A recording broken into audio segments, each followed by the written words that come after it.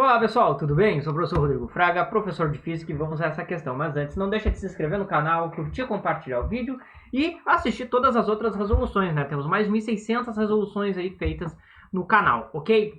Pois bem então, veja só então a questão. Beto, um advogado interessado em eletricidade, num sábado ensolarado, resolveu montar um circuito elétrico para sua guitarra. Ele associou um gerador de fém epsilon e resistência interna R em série com um resistor R variável. A potência dissipada no resistor R em função da corrente I é dada pelo gráfico mostrado na figura abaixo, onde o ponto A é o vértice da parábola. Os valores da resistência interna R e da força eletromotriz fém do gerador são, respectivamente... Pois bem, primeiramente uma baita contextualização aleatória nessa questão, um advogado montando uma guitarra, mas bem, o que nós temos aqui então? Primeiramente uma pequena associação em série com um resistor com uma fonte de resistência interna R ligada a um resistor de resistência R, né? Bem, submetida a uma diferença de potencial de epsilon, né? Epsilon menos zero. E aqui é representada a curva da potência dissipada por R, né? Bem, como temos uma associação em série aqui, os dois vão estar submetidos, vão ter a mesma corrente elétrica passando por eles, tá? E lembrando que a potência dissipada em termos de tensão e corrente é nada mais do que diferença de potencial vezes a corrente elétrica. Neste caso aqui é a nossa potência total dissipada pela fonte, fornecida pela fonte, a corrente que ele fornece vezes a diferença de potencial. E a potência dissipada para cada resistor em termos de corrente elétrica pode ser encarado como R vezes I ao quadrado. Neste caso, vamos trabalhar com a potência dissipada da resistência interna, R, que é igual a R vezes I ao quadrado, que é uma outra forma de se calcular a potência dissipada, aqui em termos de resistência e corrente, né? De forma que, partindo dessas duas expressões, a potência dissipada pelo resistor R, este aqui, é nada mais do que a potência total menos a potência dissipada pela resistência interna, né? Porque o que é a potência total? É a soma das potências dissipadas pelos dois resistores. Então, o do resistor R vai ser a total menos a do outro resistor, né? Então, aqui substituindo, a potência dissipada pelo resistor vai ser εi menos RI ao quadrado. Ou seja, a gente vê que temos aqui uma função de segundo grau. Claro, muitos aqui já viram essa questão de potência máxima dissipada, já pode ir direto ao ponto. Eu vou já explicar aqui certinho de onde é que se sai, né? Mas bem, a partir disso aqui temos uma expressão de segundo grau, né? Que condiz com o gráfico, uma parábola voltada para baixo, né? Aqui está o termo quadrático, né?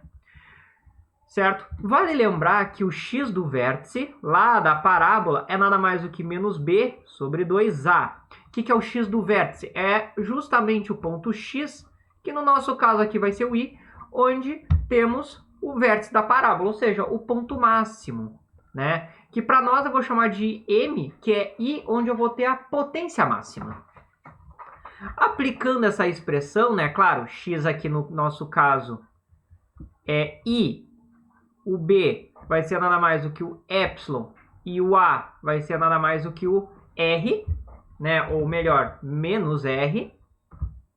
Então vamos ter que o i máximo, né? O i para a potência máxima vai ser nada mais do que menos b menos epsilon sobre menos 2r, ou seja, epsilon sobre 2r, tá?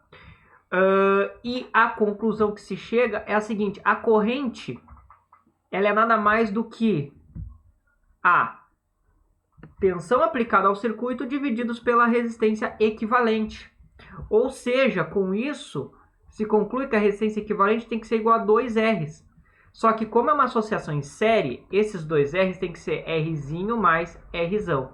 Logo, a conclusão que se chega é que R tem que ser igual a R, ou seja, a máxima potência dissipada pelo resistor vai ser quando a sua resistência for igual à resistência interna, né, da fonte geradora. Né? E isso aqui não só para um conjunto de resistores, mas a resistência equivalente do circuito é igual à resistência interna do gerador.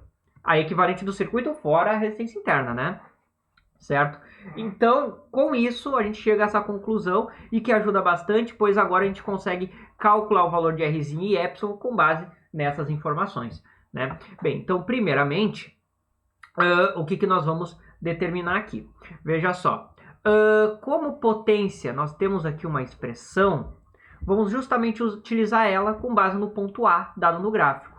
Né? Ou seja, 120 watts de potência vai ser igual a Rzinho vezes, que é nada mais que o próprio Rzão, então já posso fazer essa substituição direto, vezes a corrente máxima, que por simetria tem que ser a metade, né? Ou seja, 12,5, neste caso 12,5 ao quadrado, né? Este valor aqui, 12,5, pois estamos entre 0 e 25, e uma parábola é uma função simétrica, né? Em relação ao vértice.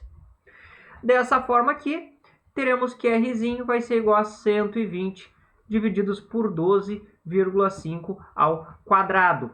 O que vai dar o resultado, tá, de 0,768 ohms.